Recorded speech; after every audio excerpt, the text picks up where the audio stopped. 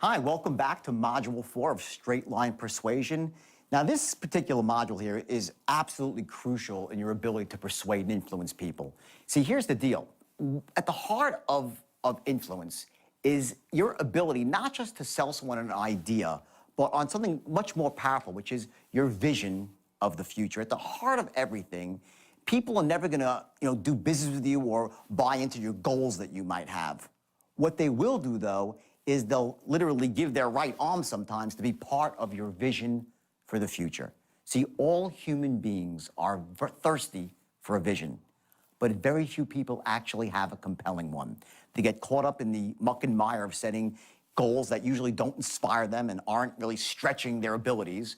And more often than not, what really holds a person back from being successful is not that they set lofty goals and miss them, is they set very minor goals and hit them. See, the opposite of great is not bad, but I'll tell you what the enemy of great is, and that's average. So you're gonna learn here very important things about creating a vision for your future, about how to do that. And I don't mean just, a vision inside your head. I'm talking about how you actually see yourself and your family, the people you love and care about, how you see yourself in society, how the moves you make on a day-by-day basis will impact everybody around you and improve the quality of life, not just for those in your immediate circle of influence, but from people that go 3 and 4 levels down. It's like ripples on a pond. You throw the rock in the pond, you see a couple of ripples, and they spread out, and they spread out, and they spread out. When you have a compelling vision, that's precisely what happens. Now, included also in this module, you'll see some things about body language. And I put this in there for a very precise reason, because what happens is when you're actually sharing your vision with people, remember, only 9% is the words. The other cues, as we talked about before, are tonality and, of course, body language. How you make eye contact, how you hold your body, those physiological, unconscious triggers that you create in somebody else by the way you look, by the way you sound, and you give off that unconscious understanding that you're a person of influence, that you're a force to be reckoned with, that you're almost a tour de force in your own life. And when you get to that spot, and you'll get there at the end of this module, you're gonna find that force inside you I spoke about, and it's waking up more and more. And you're gonna go out there afterwards with a newfound confidence and an ability, not just to be a goal setter, but to be a visionary.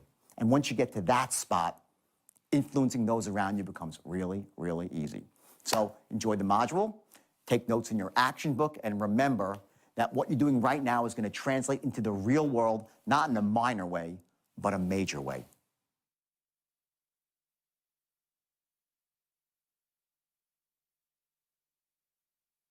James Cameron. You all know who he is, right? Avatar, right? When he was interviewed, he made a statement, and he said that, my way of success is that I set really, really lofty goals. So if I fall a bit short, I'm still doing okay. Makes sense, right? But here's the thing. James Cameron is not a goal setter, so to speak. He's a visionary. There's a huge difference. The biggest difference I see with people that really succeed in life are the ones that have something that beyond the goal. It's their vision for the future. There's an entirely different level of commitment when you're a visionary. So when you're a visionary and you can get excited about something and really get your thoughts out across to somebody else, how much do you think he had to raise to get Avatar done? First, he put in about $200 million of his own money, $200 million of his own money. Then he had to go out and raise like $900 million more. You can't raise money like that. I don't care if you're James Cameron or anybody, unless, A, you are creating a vision for somebody.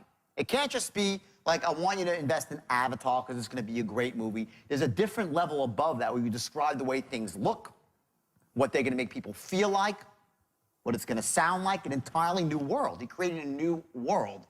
That's how you raise money for something, by being a visionary. People will never buy into your goals. You understand what I'm saying here? If you want to get ahead in life, you're going to need other people to want to come along for the ride, to want to buy into your vision with their time or their money. Their time or their money or both. People don't buy into goals. Your goals are your own. You can't sell someone else on your goals. But everybody is thirsty for a vision. people will buy into your vision because they don't have their own. Most people do not have a vision. They go around, and we were taught because this great tape came out in like 1959 called The Strangest Secret by a man named Earl Nightingale, and it was powerful. Anyone here listen to The Strangest Secret? I suggest you do. It's very old, and a lot of it's outdated because what's happened is the language, we're going to get into language a bit later when we go to language patterns. The language has lost its power. What The Strangest Secret really talks about is setting goals, and that you are what you think about. You become what you think about. And by setting a goal, you're essentially activating your conscious mind to focus on a certain outcome. Because of that, you will take actions to move in the direction of that outcome. Does that make sense? Yes or yes? Okay, so what happens is you set your goals and you move towards them, right? The problem is that 40 years ago, or it's almost 50 years ago now, we become a society where the word goal is like a buzzword for failure. I'm goal-oriented. What the hell does that mean? Everybody and their grandma has a goal, and they're mostly full of crap. Goals are discarded. I set a goal, I discard it. I set a goal, I discard it. I'm going to tell you to set goals, but what I want you to do, what I implore you to do, is you have to have something on top of your goal, which is your vision for the future. And that goes far beyond what your goals are. You're going to have goals that are stepping stones along the way. That's all your goals are. Your vision is where you live. It's what you must have. The least powerful word, the most disempowering word in the English language is this. This is the word of losers. You ready for it? I'm going to give it to you. It is the stupidest word in the entire English language. You want to know what the word is? Very simple. Should. It's the dumbest, most ridiculous, most disempowering word in your vocabulary. Tell me what you should do. What should you do? It's the most, it's like, it's a word, well, I really should do this. I really should. It's crap. If you want to succeed in life, and this word is attached to any goal you have or any action you should take, it is worthless and self-defeating. Knock this word out of your vocabulary. What's the word? Who knows the word? Anyone know? Will or must. I will, I must. Those are words that will allow you to move forward in the face of fear, in the face of seemingly insurmountable obstacles. Will and must. The point is this. The words that you say to yourself every single day are what dictates your actions. Bottom line, you have to set a goal, but on top of the goal is got to be something infinitely more powerful and personal to you. And that's your vision for your own future, how you see your life going, how you see yourself living, your family, your children, your parents. Can't rely on the government, God knows we can't, right, to take care of our families or ourselves. Social Security is nearly bankrupt. And whatever they do give you, I got my social, I'm sad to say that I'm older, but I actually got something. Maybe you get this too when you're younger. I got a thing saying what I'm going to get at the age of 65. It was scary. Like $1,100. It's enough to pay for my diapers when I'm in a nursing home, okay? That's what's going to happen if you don't take control of your life. You know that at the age of 25, this is something from The Strangest Secret, they polled 100 men, and of those 100 men, they said, how many of you want to be rich? And all 100, I all want to be rich, right? But at the age of 65, only 1 is rich, 4 are financially independent, and the rest are broke. What is it that causes a person to give up on all their hopes and dreams between the age of 25 and 65, so most of them live a disempowered life and act like creatures of circumstance? So what is that? What's that X factor that ignites people like you sitting in a room to really want to live your life at the highest level? I'll tell you what it is. It's not the goals you set. See, Earl Nightingale said it was goals, and back then it was true, because back then the word goals meant something different than it means today. Right now, goals are buzzwords for failure. You set a goal, didn't work. My goal is to lose weight, didn't lose weight. Next goal, my goal is to lose more weight, next goal. My goal is to get in shape, next. We don't take them seriously. a vision that relates to you, your family, how you see yourself from the outside. That's called dissociated. Write that down. Dissociated. How you see yourself in your own mind when you make a picture in your own mind. That's your vision of how you see yourself living. And then you step into that vision and you associate in, A-S-S, associate, to give yourself the feeling, let the feeling wash over you about how you see yourself in the future. That sits on top of your goal. This is your star on top of your goals. Your goals are here, beneath your vision. They're stopping points along the way. Sometimes you're gonna hit them, sometimes you're not. The mistake people make when they set goals is they invest their happiness in the outcome. They set a goal, say, I gotta get to $150,000 in commission this year, and I'm gonna work my ass off until I do. And until then, I'm not gonna allow myself to feel happy. That's a recipe for disaster and a recipe for failure. You set a goal and you detach yourself from the outcome. It doesn't matter whether you achieve a goal or don't achieve a goal. Of course, you want to. Your goal for the goal is to achieve the goal, right? But your happiness is not dependent on the outcome.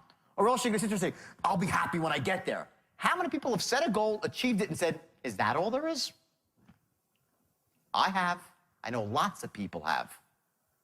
If your whole outcome in your mind is dependent on achieving the goal, you're gonna live a very, very empty, unhappy life, waiting for these little blips in time when you actually hit a goal, and you're like, all right, the goal's now, what do I do now? What's next? Okay, I can get the boat, got the boat, what do I do now? I need a bigger boat. My problem when I was 25 years old is I really didn't have any meaning to what I was doing, the meaning of it all, my why. I didn't really know my why. Okay, I was making money hand over fist, rolling in it, so I said, well, the first thing I did was what? I made $650,000 in one stock trade. The first thing I did was not buy a house, I bought a white Ferrari Testarossa. Why? Because Don Johnson was driving one in Miami Vice. I had to have it. The next thing I did, I went out to the West Coast and I checked into the Regent Beverly Wilshire Hotel. Why? Richard Gere did it in Pretty Woman, the presidential suite. It was the best. And I'll tell you the third thing I did, okay, which really screwed me over. I modeled myself from TV and the movies. There was one guy, this belief, and those are beliefs, by the way, that were installed in me since I was that big about what is success. Success is a white Ferrari Testarossa. Success means being able to go out to the West Coast with a hot-looking blonde and check into the presidential suite. Success means whatever we think it is. We're all different, okay? But the one belief that screwed me up the most, that really, it destroyed me. I would sue the bastard if I could. There's one guy who really installed the belief in me that screwed me. You know who it was? Bingo, Gordon Gekko. Greed is good. That's what he told me. And I was 23 years old. I looked up at the big screen, and this guy was sitting there saying, greed is good, greed cuts through, bullshit. Greed is not good. Greed is destructive. Greed doesn't cut through and clarify anything. It's ambition that's good. It's passion that cuts through and clarifies. Hard work.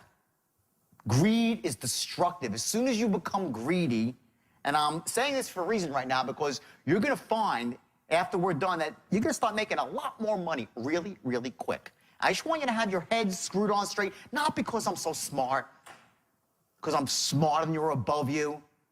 I just have been through a lot of pain in my life, and I made a lot of mistakes by having a gift to close and to teach others to close.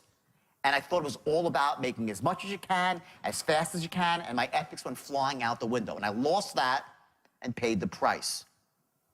Greed's not good. It's ambition that's good. It's ambition that clarifies. And you will see on those lines, using the things that you have learning here this morning so far, especially this afternoon, we're going to get really specific on tactics and on strategy of how to close. And then we're going to hammer it home tomorrow. You're going to find that your commissions are going to soar. And if you're managing other people, it's going to be like turning a key to get them to perform too. That's how powerful it is. But if you go out and it's just about money and try to send it in as quick as you can, it's going to end badly for you. I don't want you to go down the road that I went through and had to make this whole transition where I had to go away from my family, come out, write a couple of wild books about it, and somehow they're making a movie now, and Leonardo DiCaprio's playing me. Leo DiCaprio is playing me in a movie coming out next year. He's the wolf. And like, everyone's like, wow, Leo's playing you. And I'm like, yeah, I'm sort of honored. I wish it was for curing cancer. It's not like, he's playing me, and it's sort of like it's good. And hey, my life has meaning on many levels, as a cautionary tale and as a motivation story. Cautionary to what happens when you take something that's really, really great and go hog wild and lose your ethics. It's motivating to know that any one of you, with a little bit of training can become fabulously wealthy. Fabulously wealthy. As long as you're willing to do the work and follow the system. Because everything we do from this point forward is going to feed into these three things. What are they? What's number one? We'll do sharp first. Second is what? Enthusiastic as hell. And three, force to be reckoned with. An expert. You're a force of nature. A tour de force. These three things, everything that we do is going to feed these three things. And here's another one. We're going to have to make the following cases. Write this down. This is the key to selling. These three things have to be accomplished before you can close anybody. Number one, they have to love your product. Write that down. They have to, number one, love your product.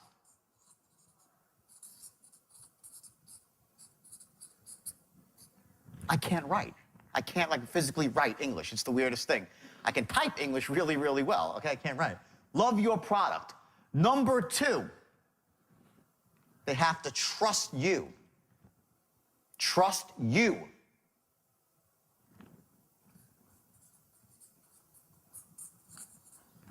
And number three, they have to trust your company.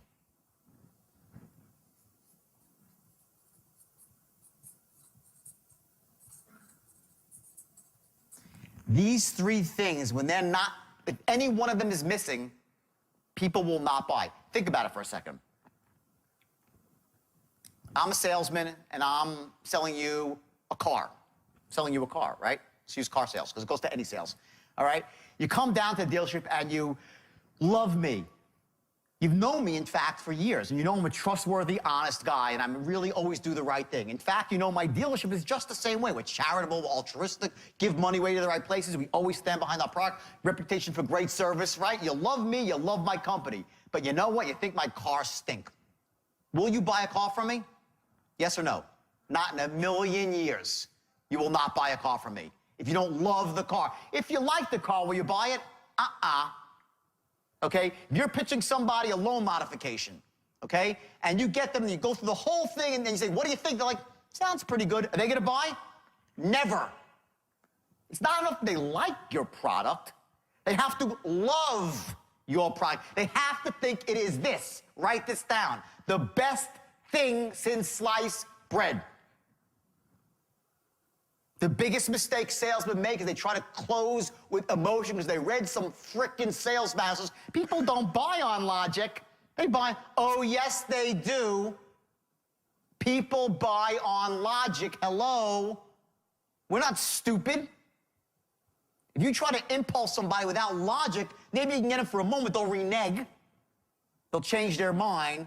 But closing without logic is fighting a serious uphill battle. If they don't think your product is the best thing since sliced bread, you are in serious trouble trying to close them. So let's do it now. You hate my product, you love me, you love my company, sorry, sell me something else. Next scenario. You love the car, you've always wanted this car, and you love me. I'm a great person, I'm trustworthy, I'm honest, I'm altruistic, treat my friends well, have a good heart. But my company's shady, and you just know, because you've heard from everybody around town, that they ain't gonna do the right thing. Will you buy from me? You'll say, can you go work in another company? Yes or yes, right? They still won't buy. Likewise, You're a consumer. You walk into a dealership, and I had this very experience less than 90 days ago. I walked into a Porsche dealership, and I just had a bug up my ass. I wanted to buy the Porsche Panamera.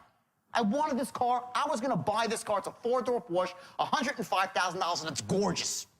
I was going to buy this car. And I walked in, my girlfriend and I, we walked in as, like, buyer stamped on my forehead. Any salesman worth this would have said, this guy, I said, show me a pen. I would have signed my name. That's how hot I was for the car. So I go in there, and this bastard wouldn't sell me a car.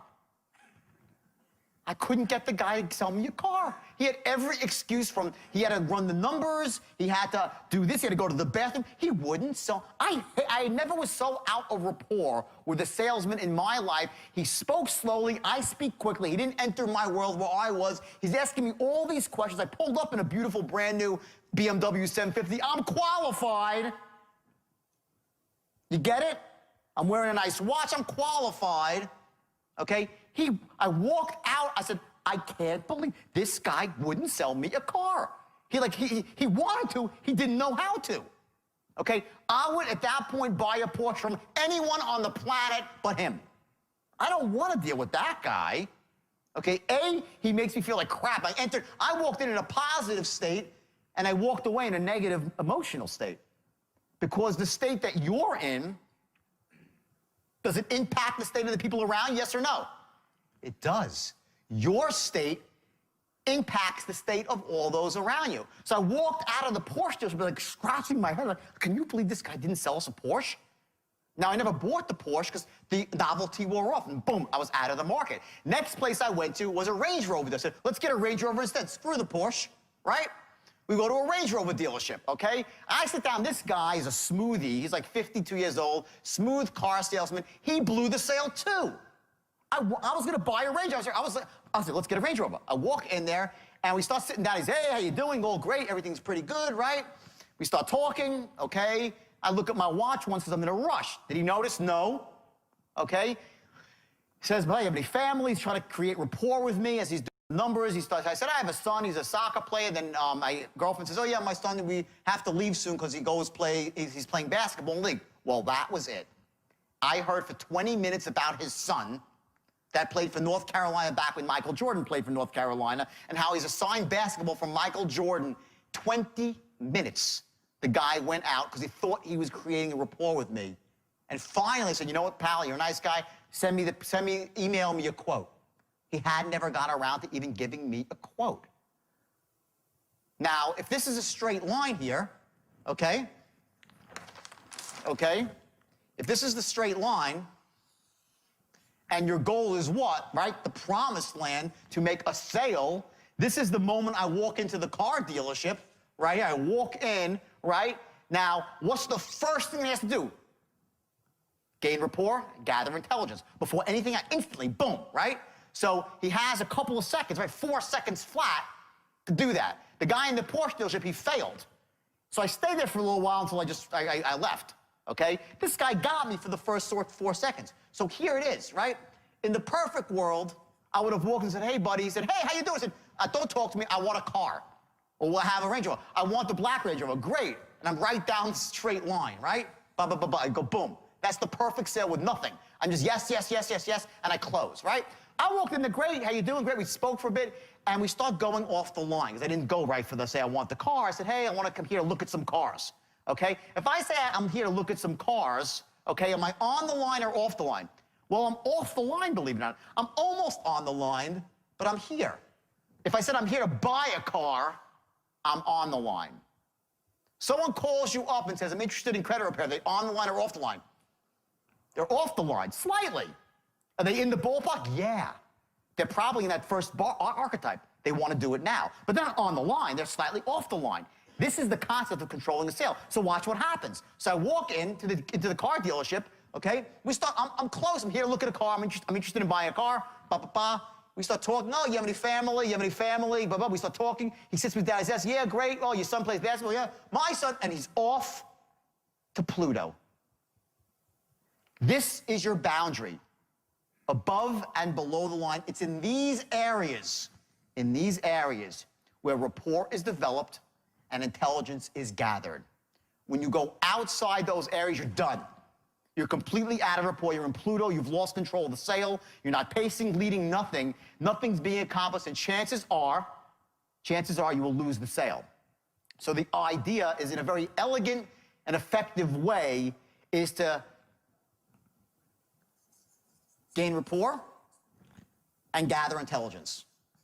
Right here. Tightly, not too far off the line. By doing that, you're moving the sales forward, you're gathering the necessary intelligence to close him later. See, the intelligence, watch what happens. The intelligence that you gather here, you're going to use in the back half of the sale to start narrowing down what it really is that's holding him back, and using his needs to make an airtight, logical case, write this down, and make an airtight emotional case, both. Airtight logical case, airtight emotional case, as to why he should be buying when? Now. Now. It's not enough that he should buy now. This is goal-oriented selling. There's no 10% rapport or 30% rapport. It's all about rapport, and it's all about gathering intelligence every step of the way. Every word is deliberate. Every tonal pattern you run is deliberate to elicit a certain emotion, and each one brings them along the line. And if at any point along the line you realize that A, they can't afford it, so to buy it would put them in a bad position, you stop and don't force the sale. You don't force the sale if they should not buy. Because what will happen is, when you get into rapport with these people and you run a couple of language patterns, they'll say yes and do it, and they won't even know why. Have you ever been, one of the things you're going to find when you finish this training here, you're going to start seeing people trying to manipulate you. When you go to buy stuff, you'll start saying, oh shit, now I know why I bought that stuff. You were straight line without even realizing it. Now, maybe they didn't call it the straight line, someone ran a pattern on you and broke a couple of your core beliefs and made a case to buy now, and boom, you did it, and you're like, why the hell did I buy that? Who's ever bought something after you're like, why did I buy that? Okay, that's why. Someone ran a language pattern on you that interrupted your logic center for a second. They made an airtight logical case, airtight emotional case, why you should buy now. They asked for the order, bam, you were in rapport, you did it. That's how we work. That's how we make our decisions. We run movies in our head. To every decision, we say, decision, okay, should I buy? I run the movie in a split second of what it's going to be like and what I'll feel like after the purchase. How will I feel owning this product and using it? How will it make me feel?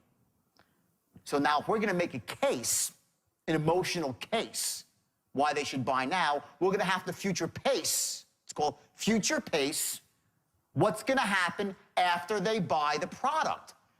You're going to, using words and tonal patterns, you're going to create a picture of what it's going to be like and how great they're going to feel using your product and being known as a person who makes smart decisions. Very important to people. Not just how they'll feel using the product, but how they'll feel about themselves for having made a smart decision. How they're going to look in the eyes of their family, in the eyes of people in their neighborhood, and also the fundamental shift it makes in them as human beings, that in the past they were held back from making decisions because of limiting beliefs they had.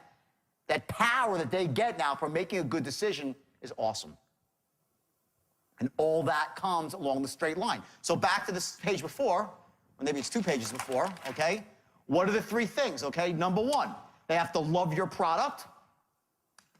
Logical case. This is the logical case. They must love your product. It's the best thing out there. Will they buy it? No. They love it. 2, they must trust you. And in trust comes a couple other things. They must like you. They must trust you. And also, extremely important, they must know that you what?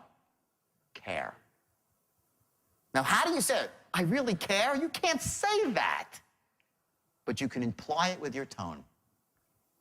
And it's so powerful that you'll be such tight rapport, they'll be hanging on your every word. That's the level you have to get to close everyone who's closable.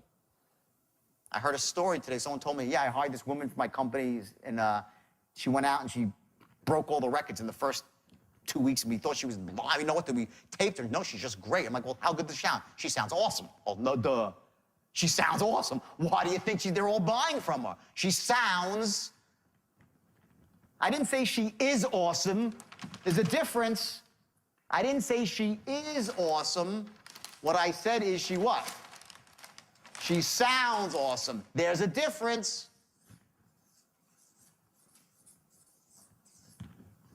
Sounds often, her tone, how the words flow out of her mouth like elegant pearls. They come out of her mouth. I went down to Wall Street. I was the sharpest salesman I had seen. I was 22 and I knew I had a talent to sell. I owned a meat company. I went door to door selling meat and seafood. Knocking on doors, made a fortune. When I was 22, built a company with 26 trucks on the road. 26 trucks. I came up with an early version of the straight line and was training people that were almost like crack addicts. They were like the worst, the bottom of the barrel, and they became master closers because crack addicts can sell really well when you get them motivated. The problem is when they crash, they disappear with the meat. Now, I was a young kid. I didn't know what I was doing. I thought I was making a fortune. I went out and bought myself a beautiful Porsche. I thought I had it made. I thought I was a millionaire. I was out of business like that. Like overnight, like all of a sudden, where'd the money go? Yeah, anyone who's in business knows this early experience. When you first go into business, I know Michael knows it very well, okay? You make all these mistakes, and you think you don't realize about cash flow and receivables, and you grow on credit, and you make all these mistakes that new business owners make. I made them all. I was out of business. So I heard about some guy who was making like $1 million a year as a stockbroker, and he was not that sharp. I was like, wait a second. If this guy can make $1 million, I can make $100 million. Well, I was right. And I went down to Wall Street, and the first day I walked into a Wall Street boardroom, boom, I was blown away. The mighty roar of the boardroom, I was just absolutely blown away. And they sat me next to a guy named Mark Hanna. And the guy was so smooth. His voice was as smooth as silk. And I learned something that instant I sat down next to him. I heard him pitch on the phone, and it didn't matter what he said. He was ripping people's eyeballs out, which I do not suggest you do. He was ripping their eyeballs out. And this was a big firm. It was hard selling, hard. It was basically, you know, I was notorious for saying either they buy or they die. I'm not proud of that I said that. And unfortunately, it was on the front page of Forbes magazine. So that wasn't good for my image, okay? But I did say that in a moment of insanity. You know, either they buy or they die. Rip their throats out. Not good stuff. But that's what I had seen in this brokerage firm, LF Rothschild, and it's also what I heard Gordon Gekko say. Rip their throats out and suck their skulls, right? I was influenced by what I'd seen, and I was off course. My point is this. He was ripping people's eyeballs out, and he sounded like he was apologizing at the same time. I was like, what? I never heard that before, because I was a hard-selling street salesman. I'm like, what? And I listened, and I'm like, Jesus Christ, this guy's got the most unbelievable tone I've ever heard. He'd be like, sir, let me say this. And I'm like, I'm like, wow. He'd say, sir, I want to be an asset. He has like way of really, and he'd say, you know, pick up 10,000. And the people were like, okay, Mark, like, I want to be an asset to you and your family. His tonality had this sort of like this velvety smoothness that he'd be like apologizing you for asking for your money. You're sending it in, you love the guy, and he lost everyone millions. Okay? And I was like, Jesus, I said, there really is something to this tonality. And I added tonality to my arsenal. I never really had focused in on it before. I had focused in more on structure. And I added tonality to the mix of it all. Later on, I opened up my own company. About a year and a half later, after the market crashed shortly thereafter, and I had an opportunity to open up my own firm, and I did it. And in the beginning, I didn't really have the straight line. I didn't have the straight line. But I knew all this stuff, and it was kind of in my own brain floating around, but without a system. See, it comes down to a system, okay? And without a system, you can never rise to the highest level. You need a system. I had all this great information, all the stuff I'm teaching you about, you know, loving the product, I knew all that. I knew about tonality, too. I knew about limiting buying lists. I even knew that. I had it all there, but it wasn't a system. So what happens is when you don't have a system, I could teach someone, and if they have talent, they take to it. But since it's not a system, if I teach you when it's not a natural, they can't take to it. You get it? It's hard to teach somebody when it's not a turnkey system. I want everyone for 1 second, this is a very powerful exercise. I want you right now to think, okay, close your eyes for a second. Everyone close your eyes. I want you to think of the best restaurant that you've ever been to or you've thought about going to. Close your eyes, really get into this, insert yourself into this dream. The best restaurant in the world with such food that you love, an ambiance that's fabulous. It could be anywhere in the world. It could be French food. Imagine the smell, if it's French food or Italian food, the smell of roasted garlic. A beautiful candlelit room with someone that you love and you care about, enjoying the greatest day, maybe your anniversary or Valentine's Day, or someone that you love their birthday. And think of that restaurant, and think of the name of that restaurant. And I want you to think about the sign, on a sign. Put the name of that restaurant on a sign. And now open your eyes. Raise your hand if you thought of McDonald's. No, not a soul thought of McDonald's, right? One guy in the back, there's my man, thought of McDonald's, okay. Okay, McDonald's is the most successful restaurant in the world. The food stinks compared to what you're thinking about, like Le Cirque. It's good fast food. The ambiance, it's clean, but is it beautiful? No. Why did no one think of McDonald's? Why are they the most successful? Because their system for running the restaurant is so simple that a 16-year-old kid can do it. A 16-year-old kid can run a McDonald's, and it's mostly 16-year-olds that run it. When you have a turnkey system that's so effective and so foolproof that anyone can step into it with a little bit of training, take to it, that's a winner. When I turned the straight line philosophy, it was called the straight line method in the beginning, I turned it into a system. Everybody, and I mean everybody, succeeded. Men, women, even people with accents. Oh, that's the one tough thing to overcome. If somebody has a thick accent, very difficult, especially on the phone. But that aside, anyone could succeed with it. And I had people that were 17 years old. I had one kid I told you was 18, his biggest year he made $7 million. $7 million. I think he got a GED from high school. And he was working in a pool. He was a great pool player. He worked in a pool. He was hustling people playing pool. I had a kid named Bobby Koch who worked for me. He's an Irish kid. He had a big, beefy head, this kid. Big, giant eyeballs, right? And this kid was as dumb as a box of rocks. He was really, I'm telling you, he had an IQ just north of Forrest Gump on 3 hits of acid. That was Bobby Koch, okay? Bobby Koch came to me with all the desire in the world, all the desire in the world. His New York accent was so thick, it was like sludge coming off the words. Bobby Koch had never read the Wall Street Journal in his life, and if he tried to read it, he wouldn't know what it meant. He just wanted to be rich, and he believed in me, and he believed in the place he was working, which was Stratton in the early days, when you could walk in and you were like, oh my God, the wealth was dripping off the walls. So Bobby sat down behind a desk, one of the first 25 people that was in the firm, and I trained him like we're doing here every day. Just imagine this every day for 2 years. With tonality and structure. We got to learn the looping of the straight line. Just imagine all that for years. Bobby was one of the only people that didn't take to the system. It took him 3-4 months. He was barely getting by. Now, barely getting by was making $150,000 a year at my company. You were considered a piker. 150, you're a piker. No one respect you. But he struggled and he struggled. He went out, finally, and he got speech lessons. I sent him for speech lessons to a guy named Sam Schwat, who was teaching actors how to do dialects, famous speech therapist. And Bobby went out and got speech lessons. He taught himself how to speak correctly. He read the Wall Street Journal every day, and guess what? By year one, at the end, he was making $1 million a year.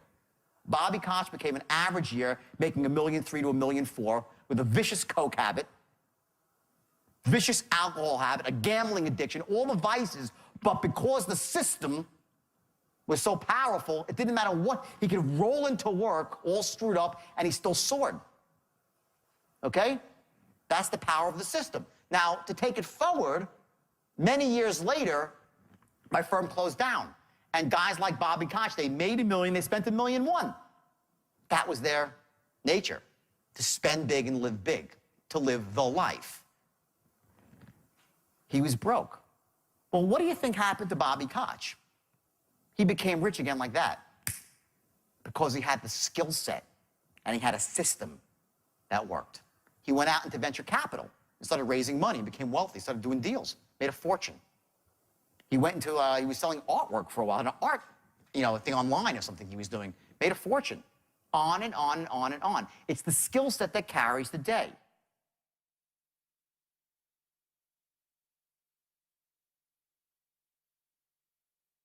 So now we talk about tonality, right? Let's talk about the other element of this, okay? And the other element of this is body language.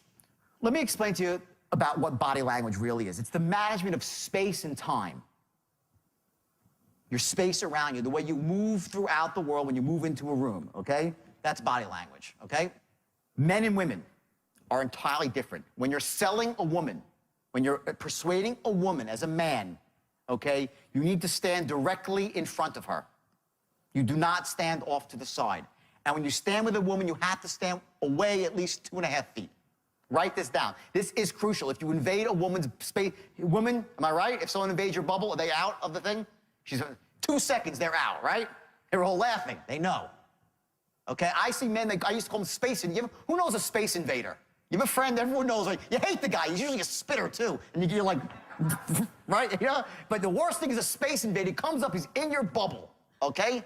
When you're selling a woman, okay, you stay 2.5 feet back and directly in front, not off to the side, because she thinks she wants to see your hands, a woman. This is true. This has been tested clinically. This is not, I'm not making this up. I promise you. It's true.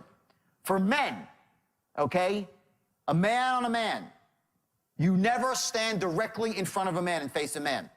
You stand off to the side. Do not confront a man head on. It's adversarial.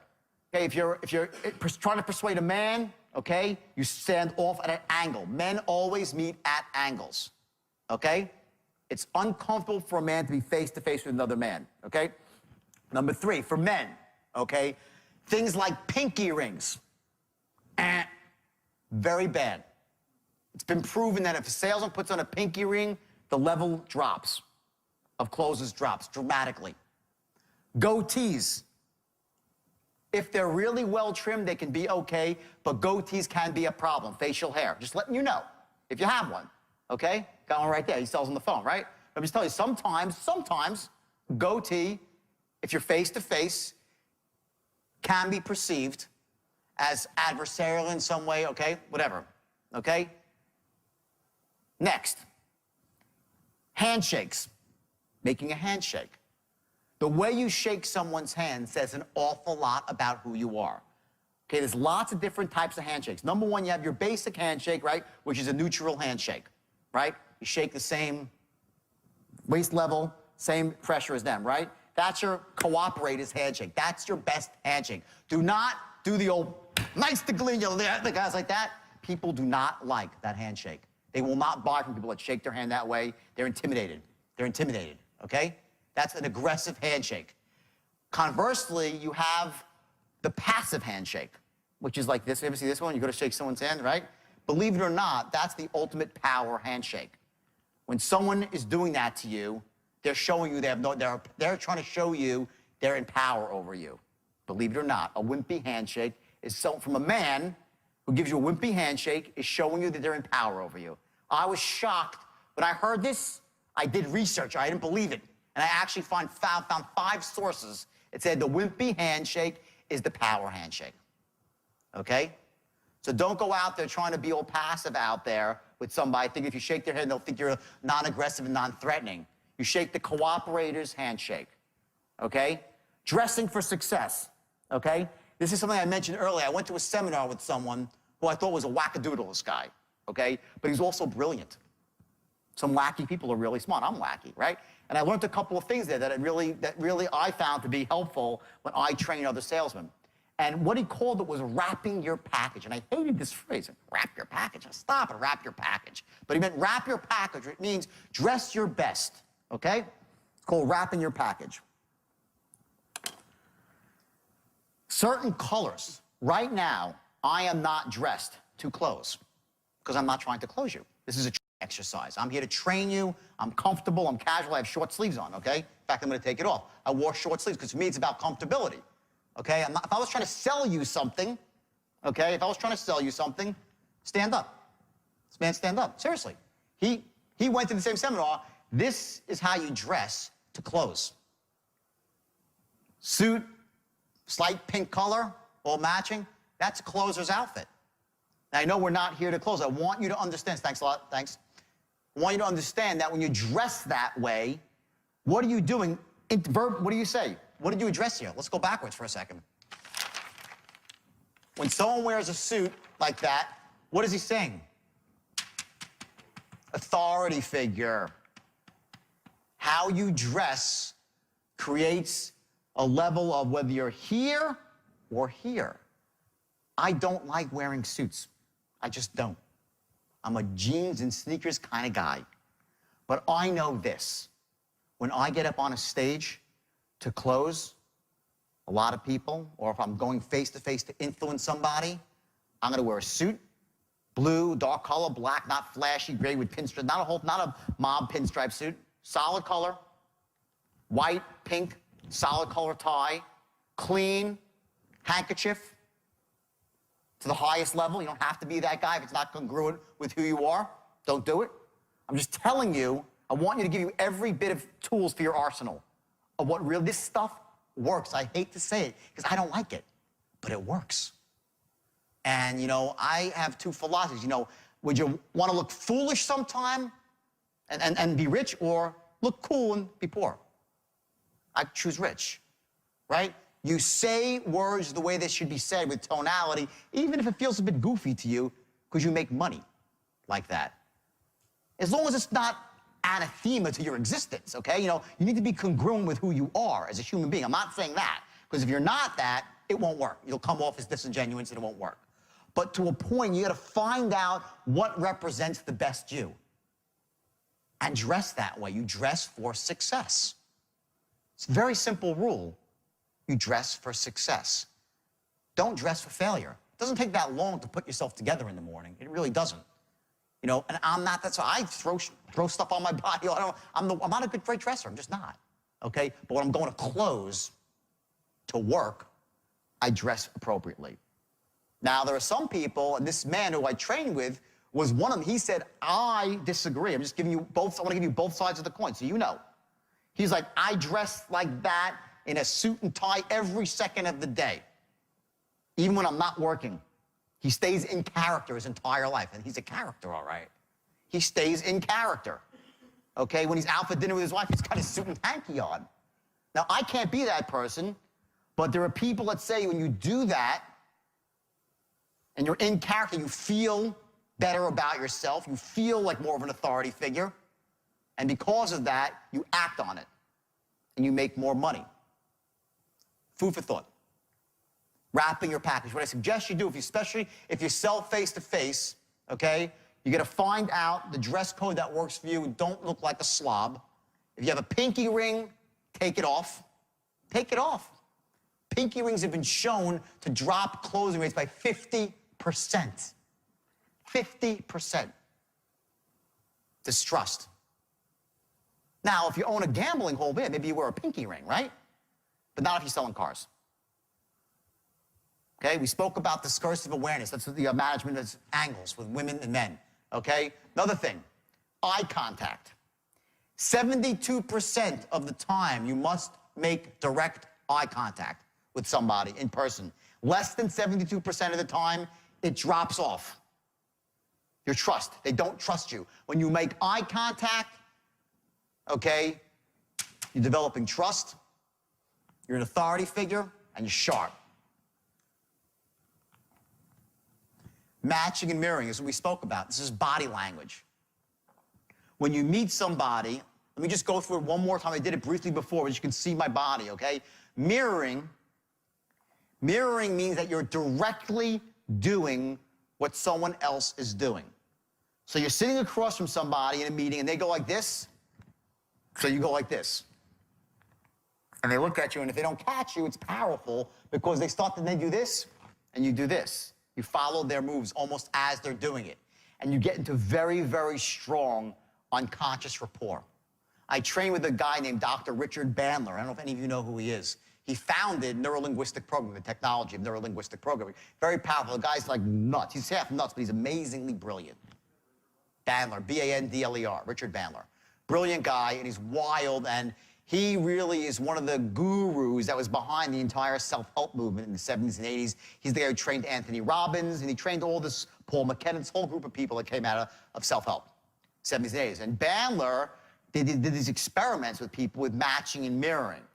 And when you mirror somebody, you get into massive rapport with them.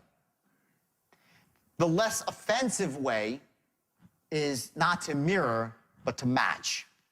And that means when they go sit down on a stool like this, okay, and they, cross their arms, you don't, like, as they're doing it, cross your arms. You wait a few seconds, jiggle around, then you cross your arms, okay? If someone's sitting with their legs crossed, okay, then you wait a few seconds, and you cross your legs, and you settle into the same posture that the other person is. This is usually hugely powerful for gaining rapport in person. Don't underestimate this. It operates in a level you can't quite grasp. It's an unconscious level. Look at the opposite. Just understand. Let's say you walk in someplace and someone's flailing their arms about and they're just out of, like, you're in a calm state and they're in an opposite state, they're all agitated. How do you feel about that person? Out of rapport, right? You're instantly, you're standoffish, right? Well, just imagine the opposite of that. The polar opposite would be someone who moves just like you. Someone who speaks just like you. Someone who vibrates at the precise level and frequency that you do. That's what matching and mirroring is all about. To get into them in their world, to enter at the same level, and to slowly move that level up or down, depending on what part of the presentation or close you're at, to create the appropriate emotion that allows them to make the right decision, which is to buy your product. That's body language. Now, when you're on the phone, and you can't do all that stuff, you have to accomplish it all through tonality. And a lot of us sell on the phone. And it's more and more because, we're phone, internet, right? We do stuff on Skype. They can't see your whole body, whatever it might be. Okay, it's going more towards that. So remember that in the absence of physical communication, 9% is going to be your words, and 91% is going to be your tone. Make sense to everybody? Yes or yes? Good? Okay. Sort of create your own personal vision quest to actually go from the point where you watch something on a DVD and actually internalize it and make it real in your own life. I want you to write it down. I don't want you just to think about it or even visualize it. I want you to feel it. I want you to smell it. I want you to taste it. I want you to be able to touch it. I want this to become so powerful to you that it's going to help you really take that why that we spoke about earlier and make it real in your own life. Now, also important here is to take actions in the real world. You made some notes in your workbook, your action book, and I want you now to take action specifically. Write down that vision, spend at least 15 minutes clarifying the vision, and once you have this vision written down, I want you to share it with someone else, someone that supports you, someone that you can trust. You go through these modules one by one. You're doing a great job so far, but stick with it. Each one's a building block. It's specifically designed, one on top of the other, to cumulatively get you to a point where you'll be unconsciously confident at straight line persuasion. And when you're there, watch out. The world will be your oyster.